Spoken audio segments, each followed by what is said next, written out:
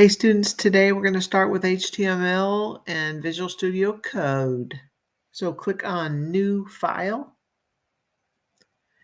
and you're going to select the language, and we are obviously doing HTML. So as you click on there, you search for HTML, and the program will feed that to you. So now we start with the left angle brace, and then we do an exclamation mark and type in doc type, because we're telling HTML that the document type that we're going to use is HTML. So your browser actually will know what's coming up next, what kind of markup structure will be coming. So then you do your angle brackets, and type HTML.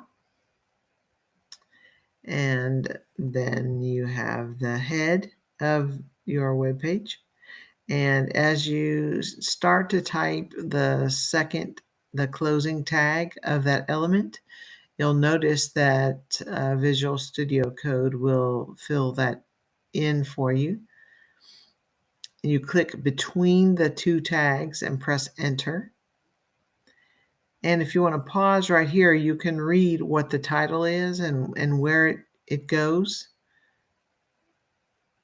and what will happen on your web page when you start to type title.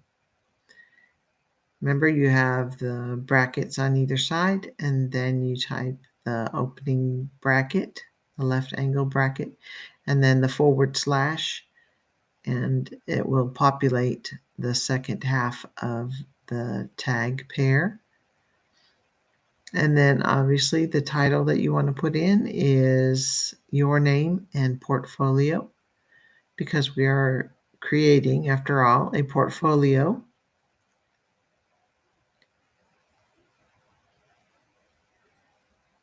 Notice how we close the head after we finish typing it.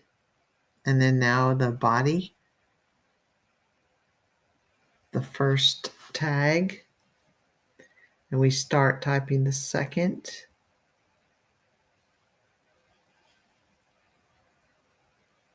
There we go.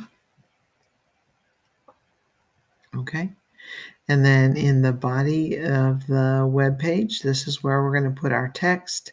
Right now I'm just leaving a couple of extra spaces, and then I'll go ahead and press tab over.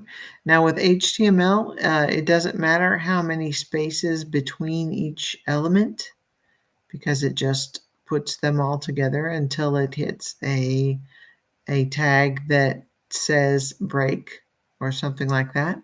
So right now though, I'm just spacing things out so you can see. And I'm putting an image in. And this image is what I've already stored in my folder on the desktop.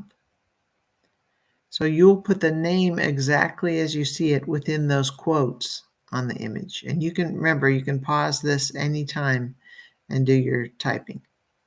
So within the quotes is the name of the image. And then I specify height equals, open quotation marks, 200, and these are in pixels, close quotation marks. And then width equals,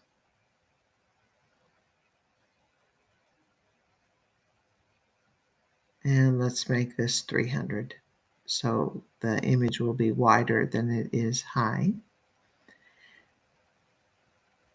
And then the alt text, remember, we talked about screen readers, and that screen readers read the text that goes with the image.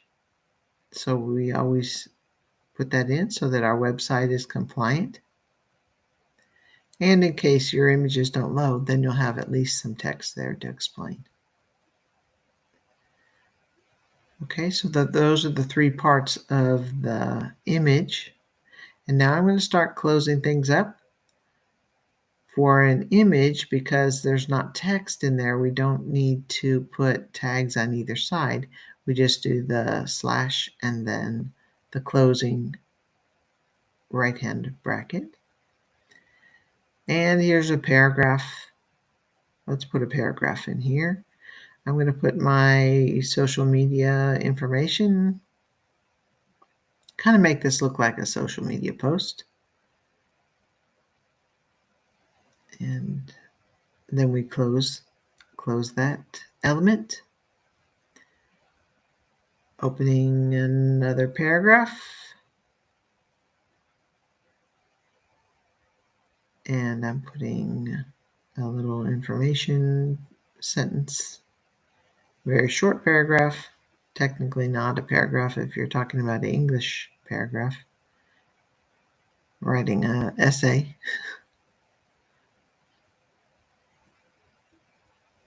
And there we go. Closing that element with the tag. And we have our prettier extension set so that every time we save and we're doing our last closing we have the closing tag for the body and closing tag of HTML. And those two go on any kind of a website that you're going to see. And as I started to say, when we save this, I'm saving it to my desktop, and I'm saving it as index.html. And I don't want it to go in the images folder. I want it to go in the HTML. There we go. And save. And notice how prettier that extension we installed lined everything up and helped my structure. Now I can click Run and Debug. And there it is. My text, the two paragraphs I put on at the end. There's the image, and that tells me where my website is stored. And there's my title, Karen's Portfolio. And so that's part one. And I'd like you to try this. Oh, and here is the controls. They show up at the top. And your program will run until you tell it to stop. And that is my HTML part one for you. Remember, you can stop at any point and go back and change your text and your typing. So you can watch a little, try a little, watch a little, try a little. And remember, take pictures of any errors that you make when you do run your program.